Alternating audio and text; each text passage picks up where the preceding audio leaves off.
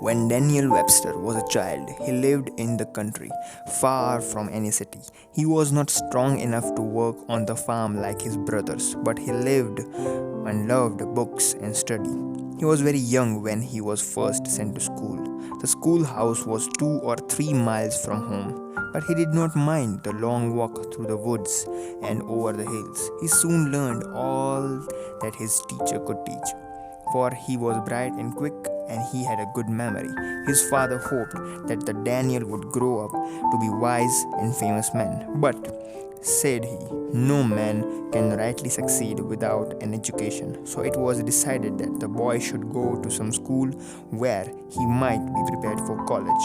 Over evening, his father said to him, Daniel, you must be up early in the morning. You are going to Exeter with me. To Exeter, father, said Daniel. Yes, to Exeter. I am going to put you in the academy there. The academy at Exeter was a famous school for preparing boys for college.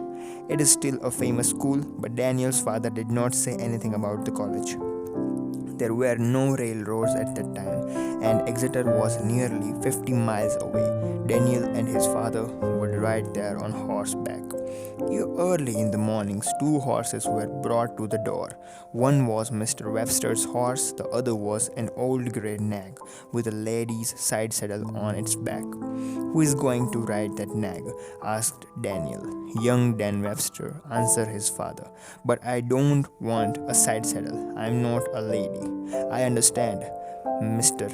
Webster, but our neighbor Johnson is sending the nag to Exeter for the use of a lady who is to ride back with me.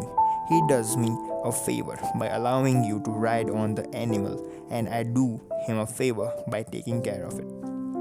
But won't it look rather funny for me to ride to Exeter on a Sidesaddle? Well, if a lady can ride on it, perhaps Dan Webster can do as much. And so they set out on their journey to Exeter.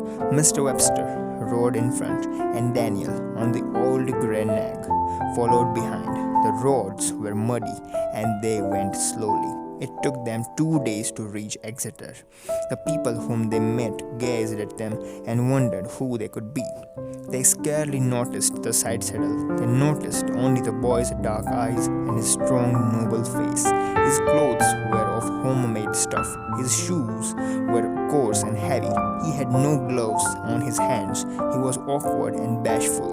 Yet there was something in his manner and voice that caused everybody to admire him.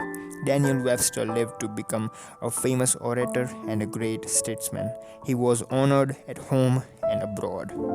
It's a truly inspirational tale and a great example of excellent moral values. Despite being written over 100 years ago, the story is still relevant today.